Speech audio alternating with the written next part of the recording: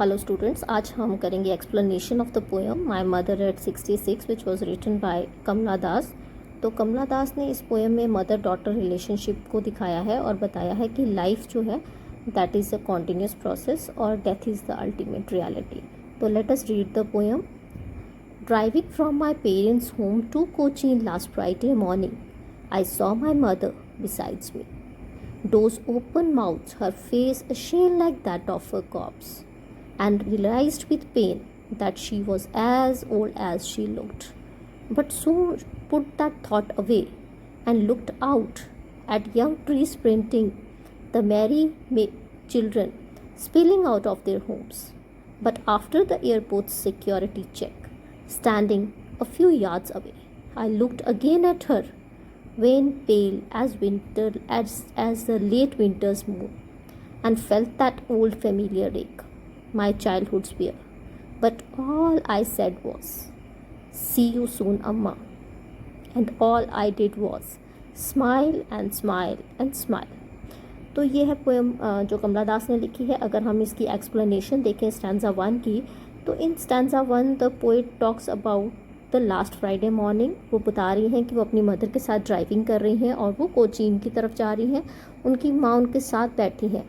तो यहाँ पे उनका वो बता रही हैं कि किस चीज़ को कंपेयर कर रही हैं कि अपनी मदर के जो यूथ है वो चला गया है, इस तरह से चला गया है जिस तरह से फ्राइडे जो है वो भी लास्ट हो गया, यानी पुराना हो गया है। तो ये जो है वो पास्ट की बात कर रही हैं। वो कह रही हैं कि उनके मदर का यूथ भी जो है वो भी पास्ट में चला गया है और जो मॉर्निंग है वो भी पास्ट में चली गई है। नाउ तो हमें पता चलता है कि ये जो है बात किसकी हो रही है, एज्ड पर्सन की बात हो रही है। तो स्टैंजा 2 में जो है वो अपनी माइजरेबल कंडीशन जो है उनकी मदर की, जिसमें वो कहती हैं कि वो बिल्कुल एक कॉर्प्स की तरह लग रही हैं, यानी एक डेड बॉडी की तरह लग रही हैं, और उनका माउथ जो है वो खुला हुआ है, वो इस तरह से लग रही हैं कि जैसे कि वो सोई हुई हैं। तो वो अपनी मदर की कंडीशन को दिखा रही हैं कि वो अब बूढ़ी हो गई हैं और ये चीज़ जो है उनको बहुत ज़्यादा दुख दे रही हैं। And now her mother is near to death. तो वहाँ पे यहाँ पे उन्होंने ये बताने की कोशिश की है कि वहाँ पे वो रियलाइज़ कर रही हैं कि now she is going to lose her mother. अब स्टैंजा 3 की बात करें तो उसमें पोइट जो है वो एक एस्केपिज्म को शो कर रहा है और वो बता रहा है कि she was now looking out of the car, और वहाँ पे वो क्या देखती हैं, यंग ट्रीज देखती हैं और क्या करती हैं, मेरी चिल्ड्रन देखती हैं, बच्चे देखती हैं जो खुश हो रहे हैं और खेल रहे हैं और बाहर घूम रहे हैं।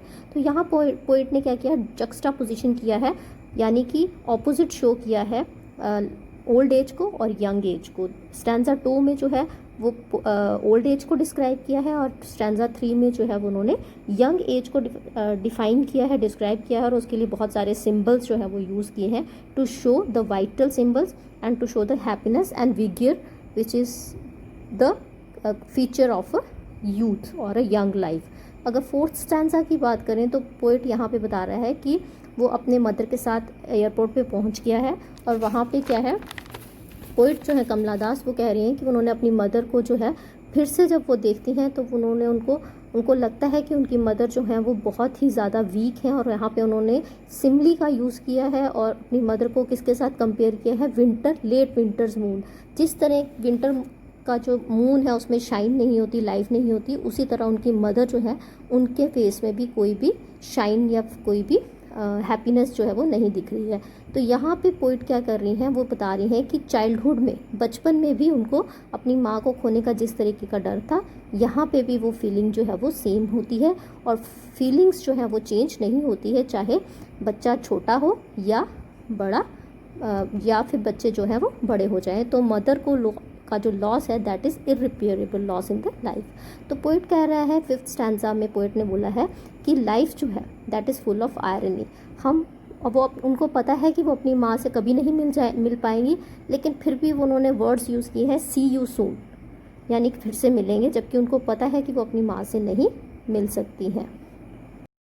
तो पोइट ने यहाँ पे ये बताने की कोशिश की है कि life is full of false promises and the life is full of fake smiles, जिस तरह सी यू सून अम्मा की प्रॉमिस उनकी झूठी है क्योंकि वो अपनी माँ से नहीं मिलेंगी, उसी तरह स्माइल्ड एंड स्माइल जो है वो स्माइल जो है वो भी फेक है, क्योंकि अंदर से उनका मन बहुत दुखी है कि वो अपनी माँ से नहीं मिल पाएंगी, लेकिन फिर भी अपने दुख को छुपाने के लिए उन्होंने क्या किया है, अपने फेस पे एक झूठी सी स्माइल रखी है ताकि उनकी मदर को दुख जो है वो नहीं हो और वो वहाँ से आराम से खुश होके जा सके। तो पोइट ने यहाँ पे रेपिटिशन जो है उसका भी यूज़ किया है, जिसको हम एलिट्रेशन कहते हैं, जैसे ऑल आई सेड वॉज या smile and smile and smile. तो 3 बार स्माइल का वर्ड जो है उन्होंने रिपीट किया है टू शो द रेपिटिशन की, इस बात को स्ट्रेस करने के लिए कि मैंने स्माइल किया है, बट यहाँ पे स्माइल जो है that is not a true smile but this is a fake smile.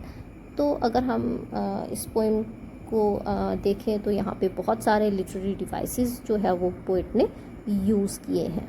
तो हम ये कह सकते हैं कि इस पोएम में जो है पोइट ने रिलेशनशिप्स के बारे में बात की है। उसने कहा है कि रिलेशनशिप्स जो है वो कभी नहीं मरते हैं, इंसान बेशक जो है हमारी लाइफ से चले जाएं, टाइम जो है the time never waits for anyone, time जो है हमेशा भागता है। और मदर की जो कंडीशन है उन्होंने उसको डिस्क्राइब किया है जो कि बहुत ही दयनीय है, बहुत ही ज़्यादा फियरफुल है, जिसको देख के पोइट जो है वो डर जाती है और उस डर से भागने के लिए वो अपने आप को कार से बाहर देखने पे मजबूर करती है और वो बाहर देखती है जहाँ पे उसको लाइफ दिखती है। लाइफ और जो हमारी डेथ है they are entirely opposite to each other and death is the truth of life, यानी कि सच्चाई जो यही है कि जो एक बार इस दुनिया में आया है उसने जाना ही जाना है।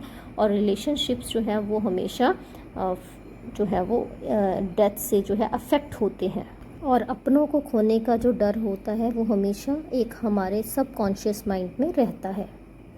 तो अगर हम बात करें कि इस पोएम में कौन कौन से लिटरेरी डिवाइसेस यूज़ किए गए हैं, तो सबसे पहले जो है वो बात करेंगे सिमली का। सिमली जो है कंपैरिजन के लिए यूज़ की जाती है बिटवीन 2 डिफरेंट थिंग्स। तो यहाँ पे 2 बार सिमली का यूज़ किया है। एक बार उन्होंने कहा है ashen like that of a corpse और दूसरा बार कहा है as a late winter's moon. तो दोनों बार, एक बार तो उन्होंने मदर के एज को बताने के लिए जो है वो कॉर्प्स का वर्ड का यूज़ किया है और दूसरी बार जो है उनकी जो डलनेस है या उनमें जो एक डिजीनेस है उसको दिखाने के लिए विंटर मून जो है उसको भी उन्होंने यूज़ किया है एज अ सिमली।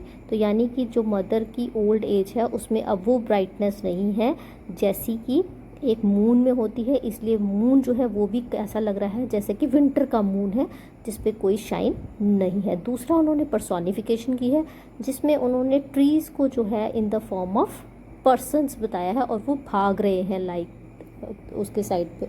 तो trees they are also personified into human beings, जबकि ट्रीज़ जो है वो ह्यूमन बींग्स नहीं होते हैं। थर्ड उसमें लिटरेरी डिवाइस यूज़ किया गया है मेटाफर का। मेटाफर में भी यहाँ पे क्या है, ट्रीज़ को भागते हुए दिखाया, जबकि ट्रीज़ नहीं भागते हैं, ट्रीज़ तो वैसे ही रहते हैं, दे आर नॉट ह्यूमन। तो इन ह्यूमन थिंग्स को ह्यूमन के जैसा कंपेयर किया है, ठीक है, तो कंपैरिजन किया है, इसलिए मेटाफर है।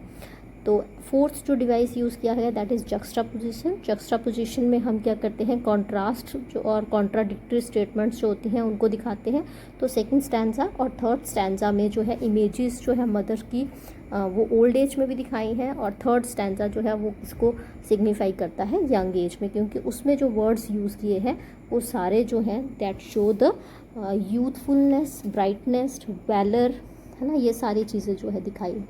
जो फिफ्थ पैराग्राफ, जो फिफ्थ लिटरेरी डिवाइस यूज़ किया है दैट इज़ रेपिटिशन। तो रेपिटिशन में क्या होता है, वर्ड या फ्रेज़ को बार बार रिपीट किया जाता है। तो यहाँ पे जो है पोइट ने अपनी फेक स्माइल को जो है वो बताने के लिए और उसको स्ट्रेस करने के लिए बार बार जो है स्माइल वर्ड का यूज़ किया है लास्ट पैराग्राफ, लास्ट स्टांजा में, और वहाँ पे उसको एपिलेप्सिस के साथ छोड़ दिया है।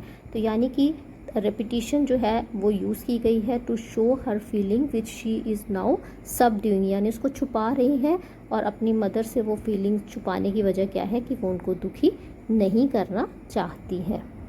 तो ये था आज का हमारा पूरा डिस्कशन जिसमें हमने एक्सप्लेनेशन और लिटरेरी डिवाइसेस को डिस्कस किया।